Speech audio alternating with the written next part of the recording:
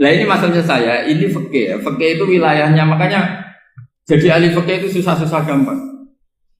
Jangan hanya berpikir protes dengan ketentuan fikih, mengkaji yang sebanyak-banyaknya itu tadi. Misalnya Anda seorang supir permanen, supir bis terutama, kalau truk kan bisa liha-liha, kalau bis kan ada deadline-nya ya waktu. Seperti bis jurusan Surabaya Semarang, saya kan sering naik bis jurusan Surabaya Semarang. Kadang-kadang supirnya melihat saya tanya, Gus saya ini supir, saya ini Ramadan itu gimana ya? Ya saya sudah ngerti setengah nakal, dan senengnya dijawab rasa poso ya saya tahu ya. Tapi masalahnya secara fikih kalau kamu mengatakan kamu harus puasa terus, kamu melanggar konstitusi ilmu. Memang musafir punya diskon? Boleh? Tidak puasa. Pertanyaannya, bayarnya kapan? Wong Syawal ya nyupir lagi, Dzulqa'dah nyupir lagi, nanti sampai Ramadan ya. Nah terus, ya pas kamu cuti, biasanya cutinya pas sakit, boleh diskon lagi karena sakit. Coba. Nah, andai kan Anda jadi ahli fikih milih zaman. Lo kalau orangnya soleh terus kayak ustadz-ustadz di sini kayak dosen UI kan, masa dosen UI Universitas Islam nggak Islami kan nggak mungkin. Mungkin memilih poso kan. Masalahnya ini kan hukum untuk orang kebanyakan, nggak boleh hukum musuh gak kuat. Sahur jam 3:30, ngobrol vitamin pokoknya harus kuat. Itu udah hukum, itu saran. Hukum itu beda dengan saran. Hukum itu hanya berpijak musafir itu boleh store. Kalau saran memang boleh, ya usahakan kamu makan 3:30 pas fit, terus kalau nyumpir selesai jam 10 nanti istirahat. Memangnya majikan bisa ngatur jamnya? Itu fikih. Maka menjadi perdebatan yang namanya pergi itu apa? Menurut Imam Syafi'i pergi itu ya dari rumahnya ke tempat yang asing yang tidak wilayahnya namanya pergi. Menurut Imam Ahmad bin Hanbal enggak. Pergi itu tidak kerja. Jadi orang yang supir yang seperti itu namanya tidak pergi tapi kerja. Tanyakan ke publik, misalnya jenengan ke UI, istri kamu atau suami kamu ditanya, istri kamu kemana? Kira-kira jawabnya bilang pergi jalan-jalan apa bilang kerja? Kerja. Makanya kata Imam Ahmad bin Hanbal, mudi mustafar atau orang yang berprofesi, yang profesinya memang harus pergi, kayak traveling atau supir, maka itu namanya tidak pergi, namanya itu kerja. Karena apa? Sekali distatuskan pergi, maka ikut status yang dikatakan Allah dan Rasul dapat diskon boleh tidak puasa. Maka terus kita debat tentang definisi. Nah definisi ini penting karena yang menjadikan hukum rubah itu definisi. Misalnya gini mbak ini ngaji saya. Statusnya kalau pakai status saya ajnabi, orang lain babak ajnabiyah, maka hukumnya saya melihat babak ini haram karena statusnya ajnabi melihat ajnabiyah yang tidak mahram. Tapi kalau di fikih itu ada statusnya. Di antara lelaki boleh muwajahah sama perempuan adalah 1 untuk belajar, 2 untuk muamalah, 3 untuk kesaksian, 4 untuk pengobatan. Itu kan ada pengecualian. Sehingga statusnya sekarang Mbak itu belajar, apa ingin melihat Gus Bah atau Gus Bah itu mengajar atau ingin melihat Mbak? Itu statusnya bisa rubah. Makanya kalau sebetulnya kalau kita marung di warung misalnya Padang, kita nggak pilah-pilah, kebetulan pelayannya perempuan itu masih bisa dikhilaf secara fikih. Saya muamalah marung, cuma kebetulan penjaganya.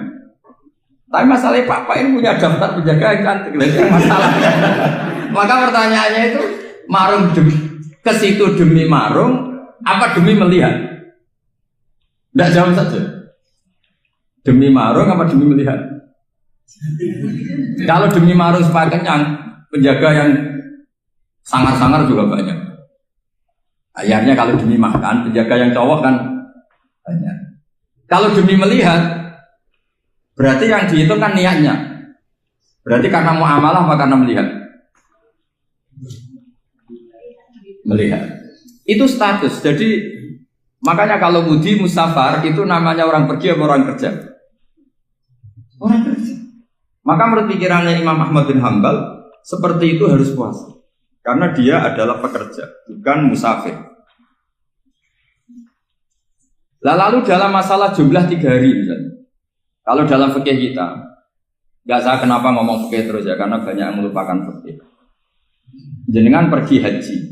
Zaman Nabi haji itu jamak dan qashar terus. Padahal hajinya Nabi itu, haji itu minimal kan berapa hari minimal itu? 9, 10, 11, 12. Sebenarnya haji itu minimal hanya 4 hari. Karena 13 Dzulhijjah bisa nafar apa? Awal. Kalau nafar awal berarti nggak ada kewajiban nafar sani. Berarti yang wajib betul kan tanggal 9 wukuf di Arafah, terus 10 biasanya ifadah sama balang jumroh apa?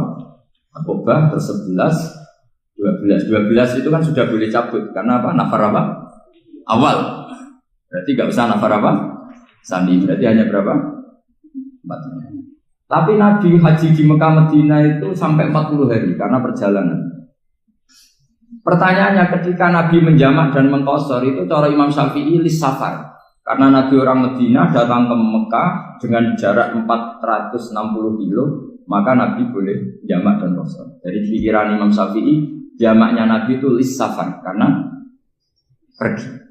Cara pikiran Imam Malik enggak, jawabnya Nabi itu lin nusuk. Nabi menjamak sholat itu karena melakukan ibadah haji. Efeknya adalah orang Mekah kalau haji itu cara Imam Malik meskipun jaraknya dekat boleh apa? Boleh apa? Qashar, boleh jamak qashar. Lalu terus ada pertanyaan fikih lagi. Lalu jamak qashar itu karena pergi apa karena masyaqqah? Karena repot. Coba kalau sampean kira-kira jawab. Misalnya kita orang kaya bawa uang 1 miliar naiknya Alphard, ada supirnya, ada ajudannya. Pergi di jarak 100 kilo. Masyaqqahnya kan tidak ada sama sekali, apalagi di tol kebetulan nggak macet. Kira-kira boleh jamak nggak? Boleh Gus karena pergi, tapi kan nggak ada repotnya sama sekali. Dibanding misalnya yang ngebis bawa beras 1 pintal gitu kan, udah gitu suruhan orang lagi kan pusing. Maka fikih ini untuk memberi hukum itu kalau fikih itu menstatuskan dulu. Ini orang boleh jamak itu karena masyaqqah apa karena safar. Lalu kalau setelah karena safar itu karena jaraknya apa tingkat masyaqqahnya. Kalau karena jaraknya ya tidak juga. Tidak juga gini maksudnya. Mungkin Anda tidak pernah terpikir begini. Kalau saya mau ke Jakarta, kemudian sampai Purworejo itu sudah waktu zuhur. Saya boleh nggak zuhur di situ sama saya? Boleh kan? Padahal perjalanan saya belum capek. Hanya nunggu boleh jamak itu setelah kita menempuh jarak itu apa menuju, sedang menuju dan niat. Sedang menuju dan niat. Misalnya saya mau ke Jakarta, saya orang Sleman mau ke Jakarta, itu sampai mana itu Magelang itu sudah boleh jamak kan? Boleh nggak? Boleh karena saya mau ke. Nah pertanyaan secara fikih mungkin ada tidak terlintas. Ternyata ditelepon sama istrinya nggak jadi pergi. Padahal sholatnya kadung di jamak, zuhur dan asar. Apakah setelah di rumah sholat lagi? Teman nggak pernah mikir gitu. Karena tidak nekuni fikih. Jadi orang fikih itu sudah pusing, makanya jangan diprotes terus. Kita ini sudah pusing, tapi orang itu enak aja protes terus. Tidak menurut jenengan nanti wajib sholat lagi enggak? Dia bolehnya jamak kan berdasar berstatus musafir. Ternyata setelah Magelang ditelepon istrinya enggak jadi. Dia kadung sholat zuhur dan asar. Setelah pulang masih jam 1. Terus ada asar, wah bukan sholat. Kalau menurut Anda sholat lagi apa enggak? Jangan saran. Kalau saran, wah sebaiknya sholat lagi. Itu tidak hukum, itu saran itu namanya. Saran dengan hukum beda.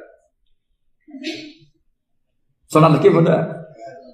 Loh, ketika ada jaga itu berdasar malas atau berdasar hukum? Apa?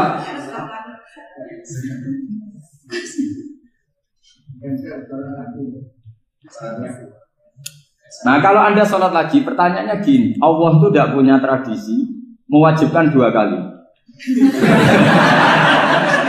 Pertanyaan fikihnya mesti gitu. Dan saat Anda di Magelang menjamak itu melakukan sesuatu yang disahkan oleh agama. Berarti pas Anda jamak zuhur asar, sesuatu pas melakukan itu kan berstatus sah dan boleh. Meskipun setelah itu ada masalah, istri kamu nelpon terus pulang. Tapi pas itu kan sudah dinyatakan oleh malaikat sah, Anda sudah zuhur dan asar. Kalau melihat itu tidak wajib mengulang. Tapi bisa saja malaikat ada yang usil. itu sah karena Anda berstatus musafir. Berhubung status Anda hilang, maka poin Anda sudah sholat juga hilang. Kamu milih fikih yang mana?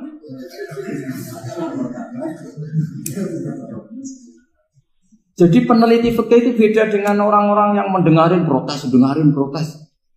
Beda karena nekuni. Nekuni itu beda karena ada konsekuensinya.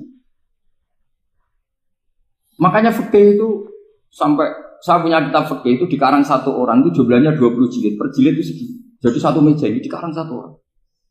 Itu mulai yang presisi, yang detail sampai yang khayal. Yang khayal juga ada.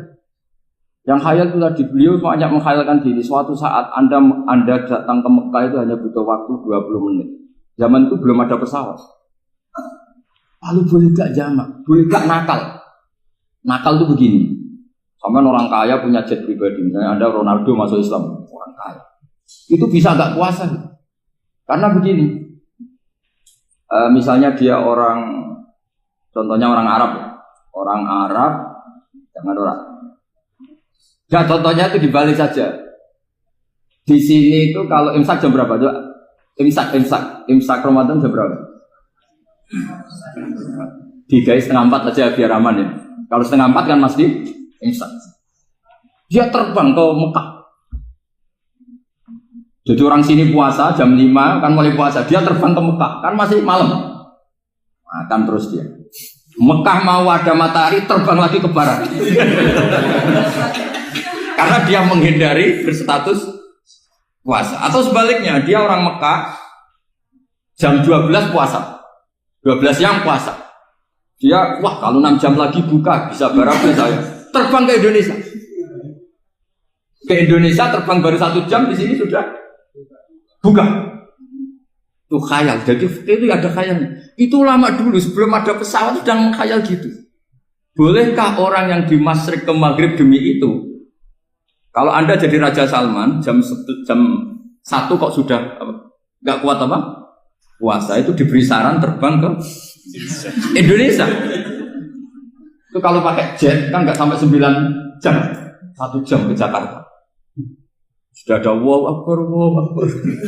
Bukan. Boleh enggak? Lo mau kamu enggak bilang, oh enggak boleh. Wong di Jakarta sudah guru Samsing. Masa sudah matahari terbenam orangnya enggak boleh? Bukan. Leja. Apa? Kalau resikonya gini, sampean mungkin nggak mikir. Resikonya gini, kalau dia berstatus musafir, bolehnya buka karena musafir. Pertanyaannya dia wajib bayar. Kan musafir bolehnya kodok nanti harus bayar. Tapi kalau dia buka normal kan tidak harus bayar. Beda efek pakainya beda.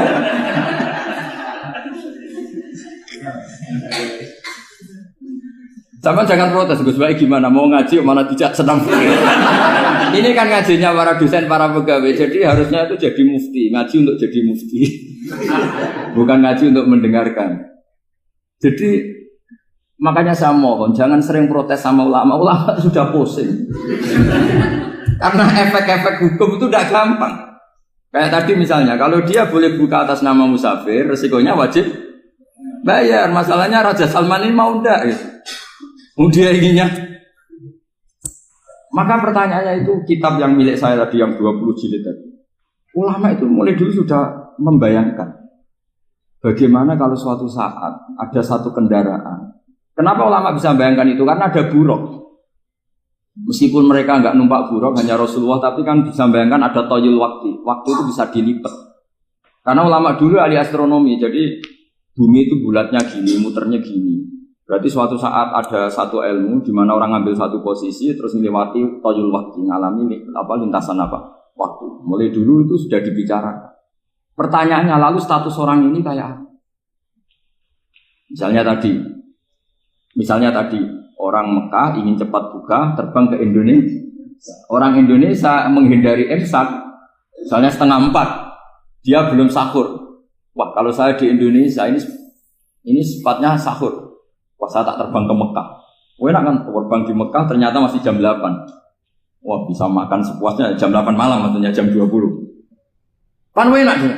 Bar wareg balik ning Indonesia wis jam 1 siang. Jam 1 siang kalau ingin cepat buka terbang ke timur. Langsung buka.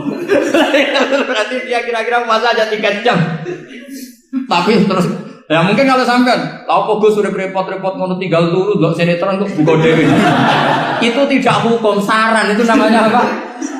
Kalau hukum tetap tadi yang dikatakan puasa adalah imsak mulai jam imsak sampai hurubus. Lalu pertanyaannya lagi, hurubus samsi sampai imsak itu konversi jam apa nyata-nyata hurubus samsi? Kalau yang diliwati khatul istiwa itu nyata, fi'lan. Kalau dalam bahasa Arab, fi'lan awaki'iyah. Tapi kalau Anda orang kutub,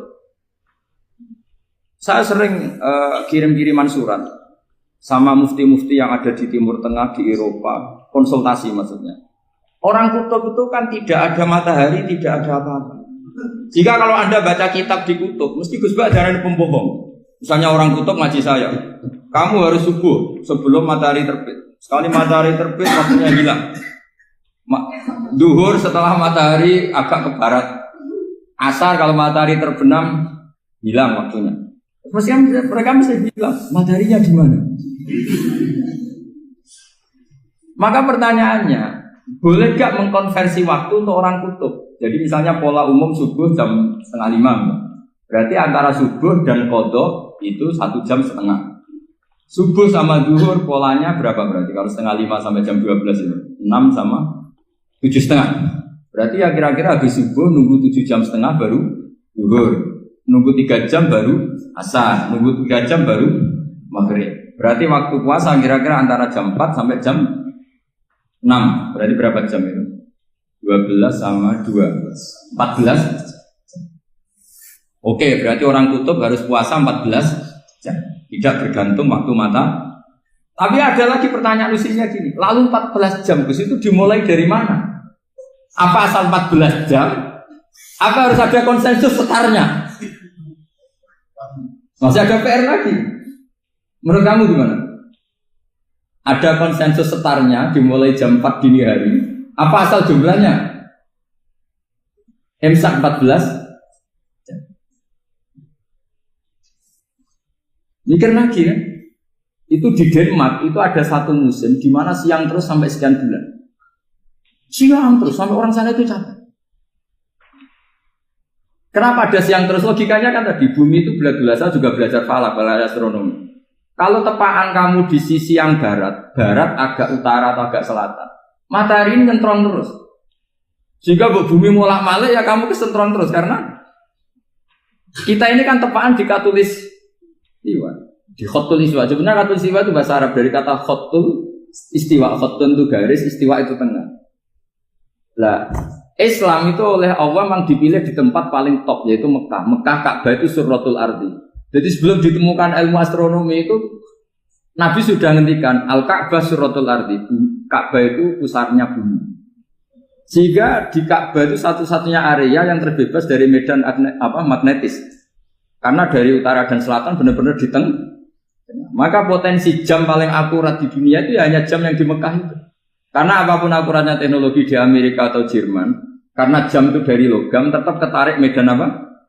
Magnetis, entah berapa 00, tetap kena. Misalnya jam di Jerman, lebih dekat mana kalau Jerman? Mesti ketarik medan magnetis, entah berapa kadarnya. Karena materi jam dari logam. Sementara di Mekah karena di tengah itu terbebas dari medan apa? Nah, sehingga yang segaris dengan Mekah kayak Indonesia itu semuanya khotul istiwa. Nah kalau khotul istiwa normal itu artinya ya 12 siang secara umum ya 12. Sehingga ulama Indonesia kalau ngaji itu lebih gampang, lebih tidak dianggap bohong.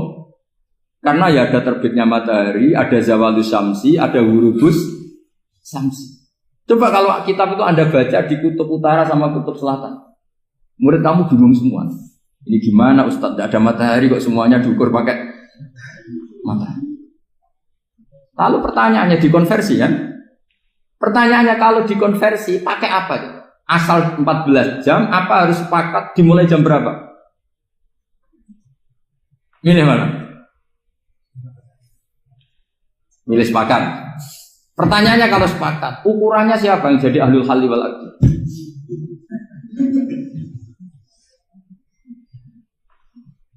Jadi orang fikih itu sudah bingung, makanya saya mohon jangan sering diprotes. Saya pernah ketemu ulama, saya kan sering ikut komunitas di New York, itu andekan dibur, itu pas persis Ka'bah. Di buminya itu kalau dibur itu pas persis Ka'bah. Lalu pertanyaannya, ada kiblat tidak di sana? Ya bumi kan gini ya. Kalau dalam bahasa falak itu ada rubuk namanya. Rubuk itu bumi yang sewaktu itu hanya yang seperempat. Ya bumi yang sewaktu itu hanya seperempat. Jadi kita sekarang siang, berarti yang baru siang hanya seperempat bumi. Nanti yang malam ya hanya seperempat bumi. Ya, misalnya sekarang kita di sini siang, di Arab Saudi kan belum, ini masih 5:30. Ini sekarang di Arab Saudi baru. Lah itu ada daerah di mana dengan Ka'bah itu pas atas sama bawah. Harusnya kan bebas arah. Apa? Bebas arah. Lalu orang sana sholatnya itu menghadap kemana? Pernah ulama New York itu minta fatwa ke Rabitatul Alam Al-Islami. Lalu kita harus menghadap kemana?